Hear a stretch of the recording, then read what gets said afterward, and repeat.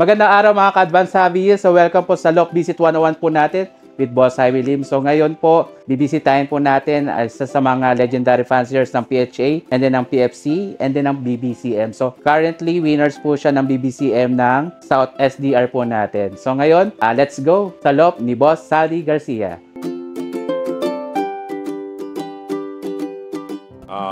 Ako si Saldi Garcia ng Tugatog, Malabon City. Nag-start ako mag-ibon since 1990 after kong graduate sa school. That's the time akong nag-start mag-ibon. Pero high school ako, nag-iibon na rin ako. Kaya lang ininto ko dahil nga nag-aaral pa ako. Then bumalik na lang ako noong 1990. Ang loft name na gamit ko nga pala Saldi Garcia. Justin Garcia, nakapangalan sa anak ko, yung sa PHA, saka sa ibang club. Then, yung late ko, yung sa BBCM, Jobert Martisano, yung ginamit ko na loft name. Bali ito, sir, next section for? And section ng North. Or BBCM. Kak section ng North. Ito naman ang South ng PFC and BBCM. Ito ang North, PHA, tsaka BBCM. Ito ganun din. North din to, pero hiniwalay ko na yung kak tsaka yung yung hen. Yung kak yung nasa taas kanina ay naliligo. Dito naman south section, pero hindi pa nakahiwalay yung kak tsaka hen. PFC, BBCM, NHPC.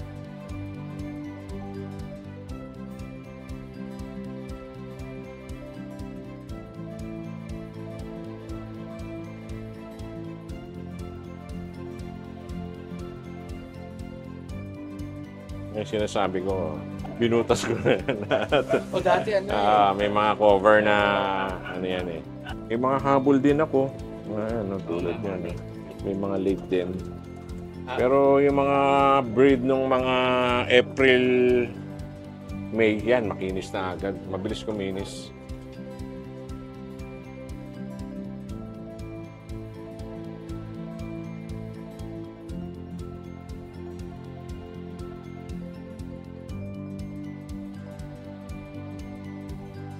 Mga bloodlines na gamit ko, pinaka basic base ko na ginagamit, mga Viberman, Peter C, Victor Lim, tsaka yung isa na yung inimport namin ni Mon Ocampo na Covan Domelen. Yun yung 4 lines lang na ginagamit ko. Then from time to time, minsan nag-acquire ako sa mga ibang fancier na tingin ko magtutugma dun sa bloodline na hawak ko. Tinatry ko kung magkiklik, then pag hindi, out silang ganon.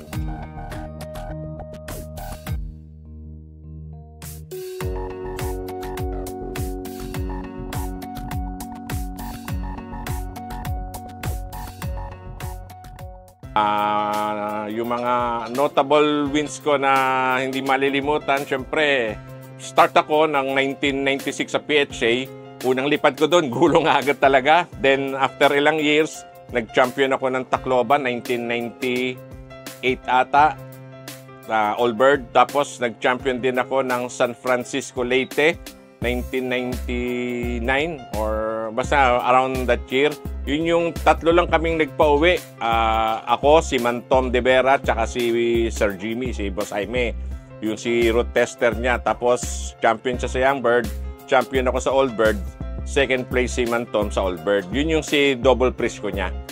Then after nun, may mga panalo ng mga superset winner.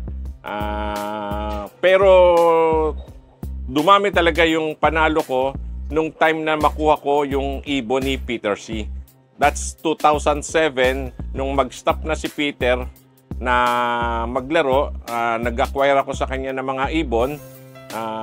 Kami ng Alex Chua, sila Mon Bulisay, sila Joshua Vizcara, kami halos lahat yung unang nakakuha ng ibon kay Peter. Dun talaga naglalong na-develop yung linyada ko na talagang nakita ko talaga na maganda yung ginagawa. Pero during that time, ng 2007, nung na-acquire ko ibon ni Peter C, ginamit ko yun as sila-sila. purely Peter C to Peter C pinag-pair ko. Magugulat ka, hindi tumatapos ng training eh. That's the time na alam ko, sabi ko medyo toxic na tong pairing ni Peter. Doon ko ginawa yung pairing na binread ko, pinair ko yung Peter C ko sa mga Viberman na line ni Idol Henry Tan.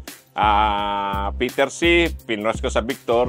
Yun yung mga naging winner ko na. Isa dun sa mga naging winner ko na yon ay si Solo MMFC. Solo winner ako noong 2014 MMFC. Super set winner, second Tacloban. Yun yung crossing na yon, Peter C, Viberman, tsaka Victor Lim. Then after nun, pumasok na nga yung ibon ko na Covan Domelen, yung inimport namin ni Monocampo. Yun naman yung solo San Francisco naman ako sa PFC. 1/4 na Bandomelen, then and the rest, yun na rumble ko na yung linyado ko, pinag-breed ko na sila, pinag-cross ko yung 4 lines na ginagamit ko, yun na, doon na ako nakapag-produce na sila Aura, sila Biyaya, yung meron pa siyang isang pinsan ni Aura at Biyaya na first overall din eh, bali 3 silang puro first overall magpipinsan eh, yung sa NHPC na first overall. And then yung mga iba, mga super set winner na lang. Pero sila Biyaya at Aura talaga, yung talagang medyo tumatak ng gusto na masasabi ko na magandang ipinanalo para sa akin. Itong ibon na to, ito si Aura. Si Aura, anak ng apo ni Bulag, pares dun sa anak ng Golden Pair. Yun yung common na pairing na ginagawa ko. Ito si Aura, champion Tacloban, first overall, pero old band lang siya. Old bird category lang siya kasi naka-old band lang. Pero young bird siya, naka-MacArthur nga to eh. Breed to, late na to na breed. Siguro, nakita ko sa listahan, July 28 nung napisa to. Pero nag-champion Tacloban pa. Late na kasi noon, July na, wala na akong sing-sing, kaso pandemic noon, walang magawa, breed lang ako ng breed. Isa sa mga na-breed ko, ito, July. Tapos, nag-decide ako na ilaban siya, ilaro. Siya pa yung complete clocking. Both yung, sa old bird, siya lang yung solo clocking, complete clocking. Sa young bird kasi, walang nag-clock noon eh. Kaso nga lang, ang category nga niya is all bird lang. Kasi nga wala na akong sing-sing nun. Napakailap na ibon to. Ito yung ibon na pagka hinuhuli ko sa cage na halos maubos-ubos ang balahibo nito. Napakailap ng ibon na to. Pang-pito laglag niya. Nung umuwi ng Tacloban to, pang-pito pa lang yung laglag niya. Yung flights niya. Nakaparis to ngayon sa tatay ni Biyaya. Ayan, sa tatay ni Biyaya, siya nakapares ngayon. Mag-uncle. Actually, meron na akong pairing to nito dati. Napaanak ko to ng 3, kaso na-i-out ko. Yung isa nga, napunta kay Boss Tolitz Go. Shout out, Boss Tolitz. Yun yung nag-anak sa kanya ng Daybird Tacloban. Second overall young bird, second overall all bird. Yung anak ni tatay ni Biyaya, tsaka ni Aura. Kaya ngayon, inuulit ko. Dahil 3 anak niya dati, walang natira sa akin, na-out ko lahat. Eto, inuulit ko lang. Ayan. Pantabi na siguro. Pakailap na ibon. Si Koto, Peter C din yun. Peter C. Viberman. Yun nga yun yung unang gamit ko ng mga Peter C. cross sa Viberman. Talagang doon ko nakita na nag-excel talaga yung pairing na yun. Kaya si Koto actually, champion dapat siya ng Apari. Kaya lang, na-jump hole ako eh. Champion siya dapat, kaso yung Lofman ko, kaya tinawag na Koto pala yun. Ang history pala nito ganito. Nung time na yon, laban ni Pacquiao tsaka ni Koto. Sunday yun eh. Nanood kami dun sa baba, nag-live stream kami. Karera ng Apari, November something yun eh. Ang nag-aabang lang sa taas, yung Lokman ko. Then yung Lopman ko, bigla-biglang bumaba. Sabi niya, may ibon na tayo. Takbo ako sa taas. Pagkita ko, bandy clock pa gamit nung time na yun, 2008, 2009 2009. Bandy clock pa kami noon. Pagkita ko, ang naipunch niya, yung ibon na galing sa karera nung last week. Sabi ko, hindi natin hindi natin kinarera ngayon yan. Sabi niya, ang karera niya, yan yung last week. May goma pa rin. Pinunch niya. Tapos sakto, biglang pumapalakpak tong kapitbahay ko kasi nasa loob nga kami ng kulungan, turo ng turo sa akin. Yung pala, meron na akong 2 ibon sa taas, yun na yun, si Koto. Pinapasok namin, pagpasok, pinunch ko, pero alam ko na, ma-DQ, pero dapat champion.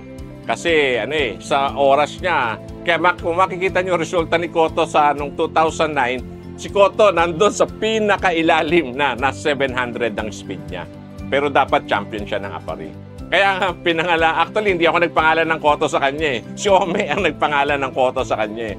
Sabi niya, pangalanan natin to si Koto kasi bakit? Natalo ka dahil kay Koto. Kaya yun ang istorya naman ni Koto.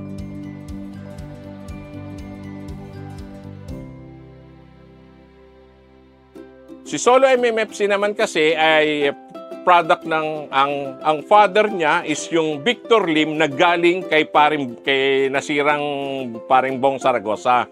Actually, nung first time kong mag-acquire sa kanya ng Victor Lim, nasilip ko yung tatay ni Solo nandun sa pinakaibabaw na napakaliit lang ng kulungan niya. Pagtingin ko ganun, sumilip yung tatay ni Solo sa tumilip, pero pagkita ko parang kuminang yung mata niya eh. Nakita ko, ang kinang-kinang ng mata niya. Pagsilip, nakatingin sa akin ganun. Sabi ko kay paring Bong, pwede ba ako to? Ito ang kukunin ko.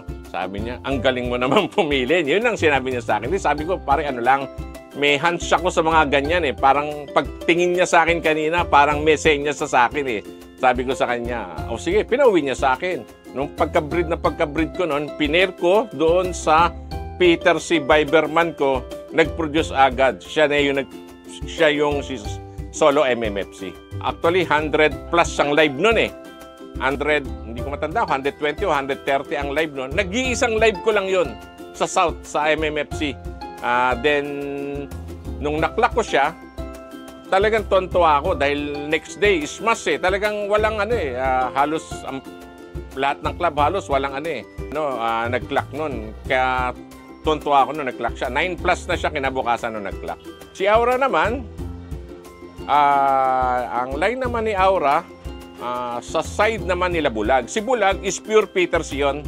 Yung line ni 4x4 cross O76 ni Peter, dinevelop ko yun.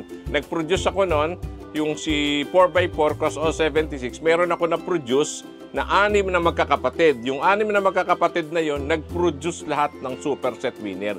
Kaya ganun kagaling talaga yung linyada ni Bulag. Yan yung masasabi ko na linyada ko na talagang nagpo-produce sa akin ng napakaraming superset winner. Yung line ni Bulag. Si Bulag actually is lolo ni Aura, lolo ni Biyaya. Halos lahat ng mga kahit si Solo MMFC, lolo niya sa mother side si Bulag. Kaya mostly talagang ibon ko na nananalo. Pag tinrace mo yung lolo niya, yung pinakanununo niya, makikita mo doon yung line ni Bulag. Doon ko talaga dinevelop lahat. Kaya halos lahat ng winner, makikita mo sa bloodline, meron line ni Bulag.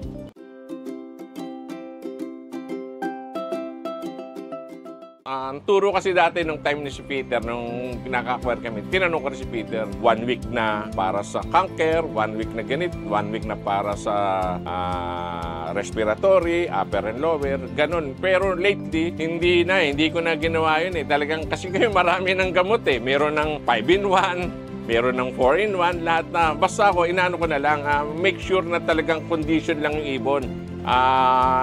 Bago ko isalang, meron akong mga gamot na binibigay, which is yung common na mga pamplashing na antibiotics. Then, make sure lang talaga na healthy sila.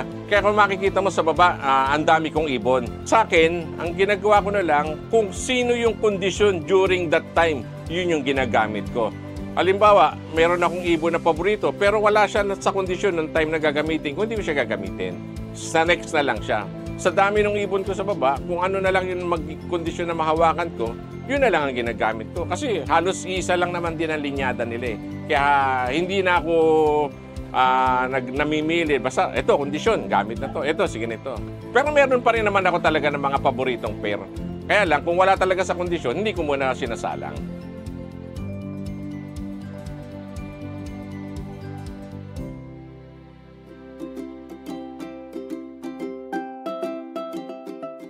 Sa eyesight, hindi ako particular eh. Actually, tumitingin ako ng eye sign, pero eye sign lang ng ibon ko.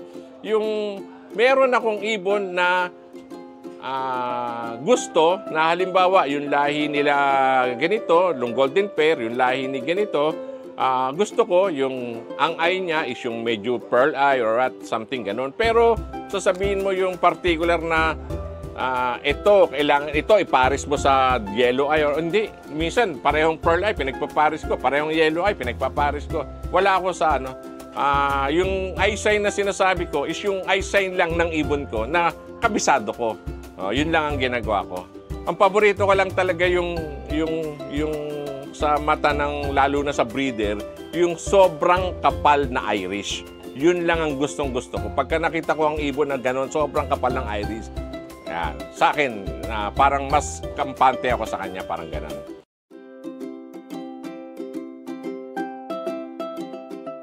Yes, sa breeding, common talaga gumagamit ako ng pellet. Hindi para sa inakay eh. Para sa akin yung pellet, para doon sa mga breeder eh. Kasi ang pellet ko, ibinibigay ko after kong mabigay na yung yung mixture nila. Yung mixture na naibigay na sa kanila after na magsubo, bibigyan ko naman sila ng pellet. Kasi pag busog na ang mga sisiw mo, bibigyan mo naman ng pagkain yung breeder mo para at least hindi bumagsak ang katawan. Kaya nga dyan sa akin minsan 3 rounds, 4 rounds, makita mo bilog na bilog pa rin yung ibon eh. Hindi nagbabago ang katawan. Kasi nga nasusuportahan ko sila ng pellet. Yung most na gamit ko na pellet is yung platinum ng Thunderbird. Yun ang talaga nakagawian ko na ever since. Yun ang gamit ko eh. Hindi no, pagka unang pakain is yung feeds niya muna, yung breeder mix na ginagamit ko, papakain mo yon. Makikita mo, after na maubos yon at nakapagsubo na yung mga breeder, that's the time bigyan mo naman yung pellet. Lagyan mo ng konti ng pellet yung pakainan nila. Kakainin naman ng breeder yon, pero yung iba, naisusubo pa rin yon, pero may ibang breeder na hindi na. Alam na nila na para sa kanila na yon.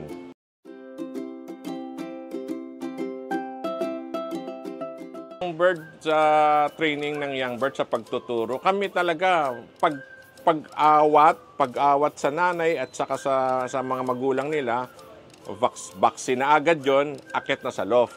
Then pag akyat sa loft nun, pinababayaan namin na umakyat. Ang access nila sa aviary is open palagi. Tinitignan na ng loftman ko, pag nakikita na na kaya nang umakyat ng loft ng aviary, nakikita niya malakas na, ginagawa niya, binubuksan naman niya yung sa may aviary. Then kusa silang lalabas, kusa silang aakyat sa taas, then lalakad-lakad lang naman sila dyan. Pero dati kasi ginagawa ko, nagpapatanda kami ng ibon, ang daming nawawala eh. Talagang pag sobrang lakas na ng ibon, tapos tsaka mo lang tinuruan, talagang lalayo eh, mawawala talaga eh. Pero ngayon, ginagawa na ngayon, mula nung dating na-experience ko yung maraming nawalan, ginawa na namin, young bird pa lang, pagkaawat pa lang, nilalabas na namin talaga. Tinuturuan na ng Jobert yan. Pinapapasok niya, pinapalabas niya, kusang labas, kusang pasok. Tas, minsan, pag may makukulit talaga, may maiiwan. Minsan, kinabukasan na papasok, okay lang, pero matututo rin yun na pumasok na.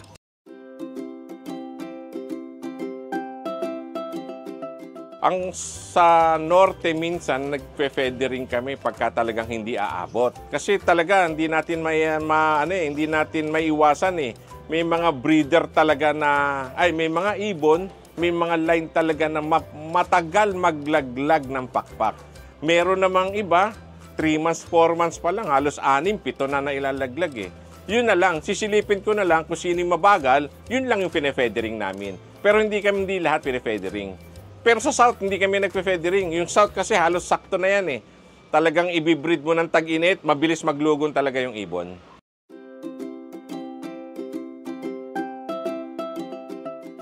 Sa ibon, bago kami mag-road training, kailangan umiikot sa amin ng more than 1 hour. Pagka nakita ko na ang ibon, nagre-ranging na ng umaga na mahigit 1 oras, yung mamamasyal, babalik, lalayo ulit, babalik, lalayo ulit. Yun, isang sign na yun na pwede mo na silang i-road training. Pero ang road training ko, gradual. Hindi ako yung nag-start muna ako siguro ng mga 15 to 20 kilometers, then 30 kilometers. Basta pinakamalayo ko, 50 kilometers. Hanggang doon lang ako sa self-training. Then, pag sanay na sila ng 40 to 50, sakay na kami ng truck. Ganon. Ang training ko, sabi ko nga, kaliwa, kanan, gitna. Hindi ako particular na puro dito eh. Minsan, nandito ako sa may San Simon. Minsan, nandito ako sa may San Rafael, San Ildefonso. Ganun ako eh, kaliwat kanan eh. Hindi ko sinasana yung ibon na isang point lang eh. Ang tinuturo ko kasi sa ibon yung matutunan nila kung saan yung daan na pinakamabilis silang makakauwi. Kahit na itiyam mo siya sa kaliwa, itiyam mo siya sa kanan, matututunan nila yun eh. Alam nila kung saan yung way na ang lipad nila mas ginhawa. Kasi yung direction minsan ng hangin hindi pare-parehas yan eh. Kaya yun ang tinuturo ko. Kaya minsan ginagawa ko kaliwa, kanan, gitna, ganun. Basta hanggang 50 kilometers lang ako. Pero sa akin, pagka talagang 50 kilometers at sanay na ibon, rain or shine na yun. Kahit umuulan, nire-release ko yun. Huwag lang yung talagang grabing ulan ha. Yung ulan na ambon, patak, na may konting kaya ng ibon, release na yun. Kasi doon ko napatunayan, 50 kilometers, kahit umuulan yan, iuuwian ng ibon yan.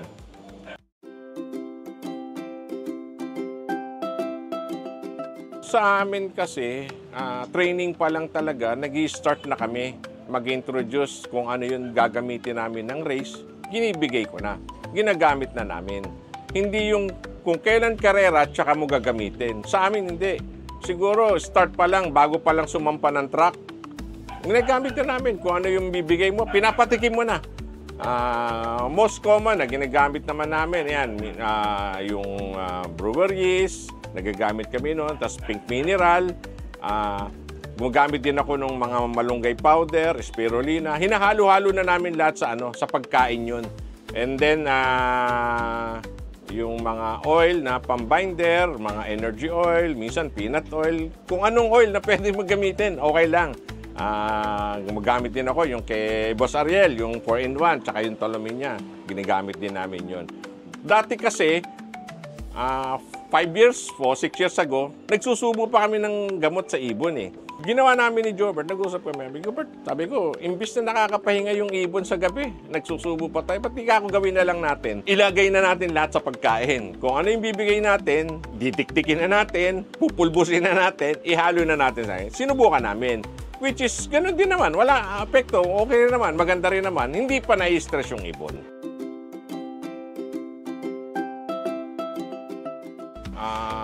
Siyempre, pagka yung unang-una sa amin, pag nagputik ang paa, bigyan mo na ng ideal or victory kung anong meron ka. Subo yun, 2 or 3 yun. Automatic yun. Then, pahinga mo siya, meron kang kulungan sana na isa na nakaseparate siya para mas mabilis siya makarecover. Kasi, isasama mo siya doon sa malalakas, may iwanan siya lalo na sa kainan. Lalo na kami, ang pakain namin kasi talaga halos talagang takal na takal yan. Talagang sakto-sakto lang. Ngayon, kung mabagal at mahina pa siya, may iwanan siya. Kaya minsan yung mga gano'n na nalilate, pinapahiwalay ko kay Jobert na mga 1 o 2 araw lang naman, makarecover lang yung katawan nila, babalik na ulit namin siya doon sa flyer slope. Hiwalay, number one, talaga, ihiwalay mo na dapat talaga yon. Pag nakita mo yung ibon na green droppings, pero kasi may green droppings kasi minsan na yung parang malagkit, kasi ano na yun eh, yung walang kinain eh. Wala nang kinain yung ibon eh, kaya ganun eh. Pero meron namang green droppings na talagang yung matubig or what, yun, iwalay mo na, totally dapat yun. Basta nakakita kayo ng kakaiba sa ibon nyo, lalo na sa flyer slope nyo, merong pag nagpapakain ka, hindi kumain, hiwalay mo agad. Gawa ka ng isang separate na kulungan na kung tawagin natin parang hospital room mo.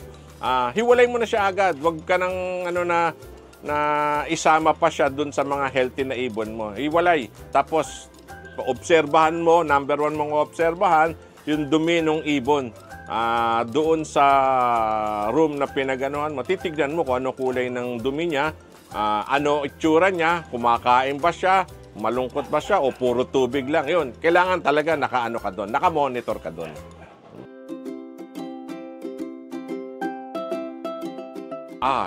Number one, siyempre, common ko nga sinasabi, lalo na may mga bagong nagpapagawa ng loft. Sabi ko, yan, okay yan, sabi ko, pero yung loft mo na yan, marami ka pa akong babaguhin dyan. Bagong loft nakita ko maganda. Sabi ko, marami ka pang babaguhin dyan. Ma-a-adjust mo na lang yan as you go along na nagkakarera ka na makikita mo, dapat pala ito, may ventilation dito, o dapat ito. Ganyan nangyari sa loft ko. Kaya halos nabutas na lahat sila. Dahil nga kasi nakita ko kulang pa yung mapasok na hangin or something like that, ganon. Makikita mo yan hanggang nagkakarera ka. Lalo na pagka madalas ka nang tinatamaan ng sakit, doon mo malalaman na hindi tama yung ventilation ng loft mo. Pero napaka-importante ng tamang ventilation sa loob. Doon mo makikita mabilis mag-recover. Doon mo makikita rin yung mga ibon na nakakasakit kung hindi tama ventilation. Kaya dapat bawat loft natin kanya-kanya pag-aralan nyo sarili nyo, tignan nyo kung saan yung tamang direksyon ng pasok ng hangin. Kasi ang hangin naman natin, lalo na dito sa Pilipinas, dalawa lang naman ang pinanggagalingan yan eh. Pag ganitong season, habagat, nanggagaling dito, southwest. Pagkaamihan naman, northeast. Ganun lang, kaya tingnan nyo yung, lalo na yung direction ng loft nyo, kung saan nakaharap. Yan din, isang i-consider nyo sa pag-aayos ng ventilation ng loft nyo.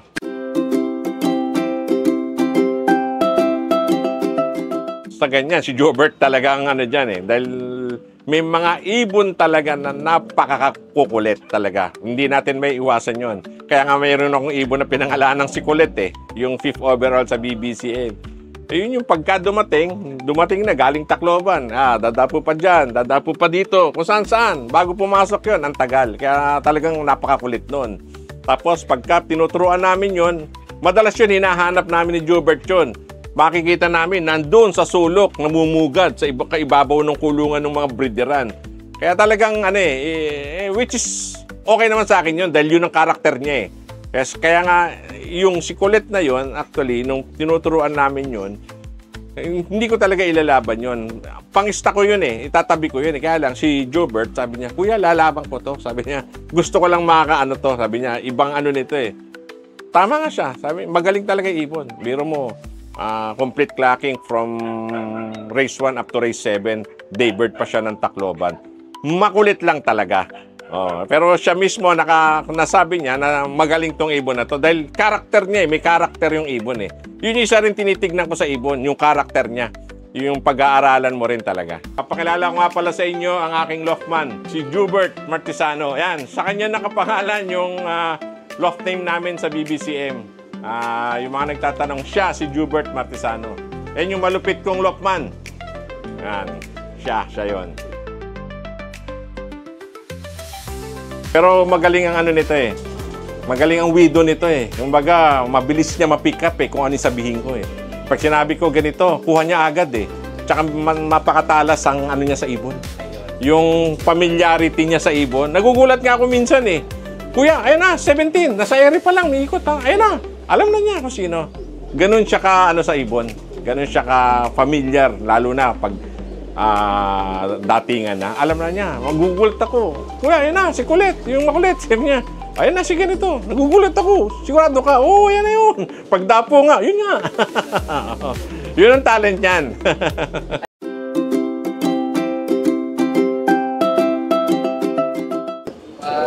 Pinapaikot, yan, habang ako sa taas para hindi na madapo sa dire-diretso sa traffic. Kasi pagpagod na rin, hindi na rin eh. Talagang mas gusto na nila yung pumasok.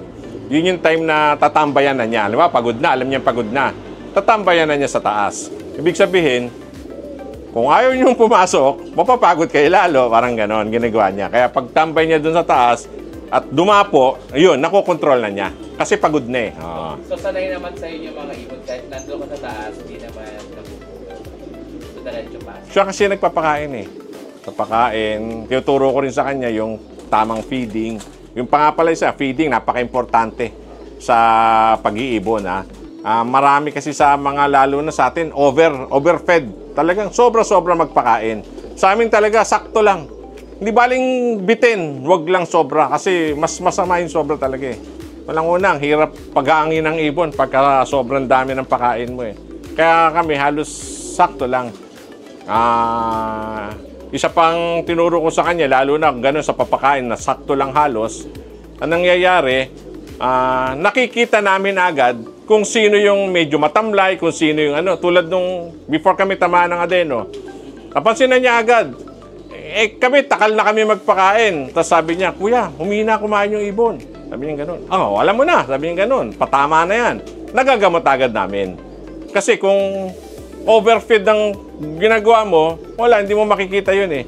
Pero sa amin, kasi usually pag pinakain talaga nag-aagawan sila, nag-aagawan. Tapos napansin niya, nagpakain ako kuya, hindi kumakain yung iba, parang matamlay. Sabi niya, umpisa na yan, gamot na. Kumbaga, natitreat agad namin, nakikita na agad namin na may problema ang ibon. Kaya controlled feeding, number 1 din yan, napaka-importante yan.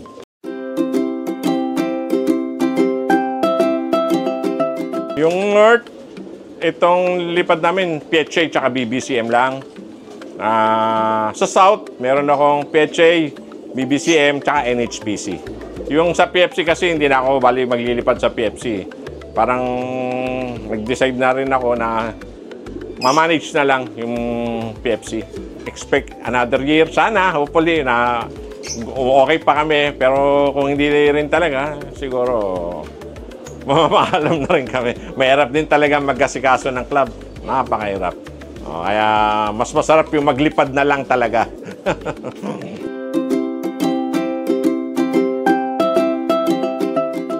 Sa inline breeding at inbreeding kasi, lahat naman yan eh. Actually, sa ako, nag-start ako, cross syempre, di ba? Iba-ibang line. Then, nung na-develop ko na, doon na ako nag-create ng sarili ko na inbreed, line breed.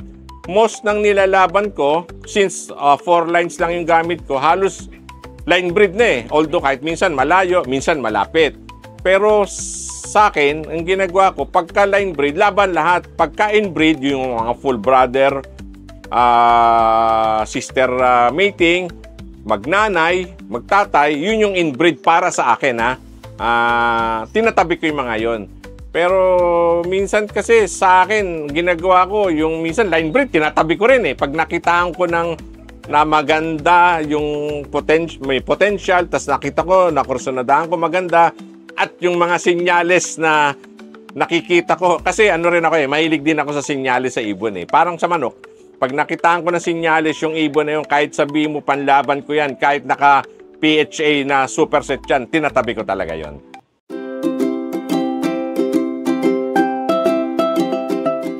Sa akin talaga, small to medium lang yung ibon ko eh. Wala akong malaking ibon. Ayoko na malaking ibon. Lalo na sa mga hen. Gusto ko sa mga hen, maliliit lang eh. Small to medium or minsan nga, small pa eh.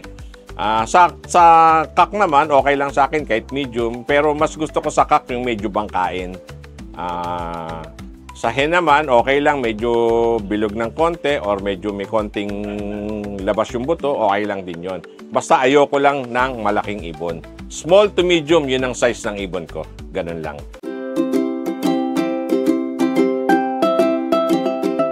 marami ako nakikita kasi minsan may nagtatanong sa akin Sabi niya, sir, puro gulong na ako, ganito. Actually, marami nagme-message sa akin, hindi ko lang talaga masagot na lahat sa dami talaga. Kaya humingi ako ng pasensya sa iba, yung hindi ko nare-replyan. Talagang busy rin ako sa work ko, kaya talagang minsan hindi ko nare-replyan na sabi nila, gulong doon siya. Minsan, meron akong nakutawang sagot na puro gulong daw sila. Sinagot ko siya. Sabi ko, sir, nagsimula ako. Baka mas marami pa ginulong ko kaysa sa'yo. Kaya lang sabi ko, dahil sa mahal ko tong hobby ko na to, itong sports na to, talagang pinilit kong pagsikapan, pag-aralan, ano yung pagkukulang ko?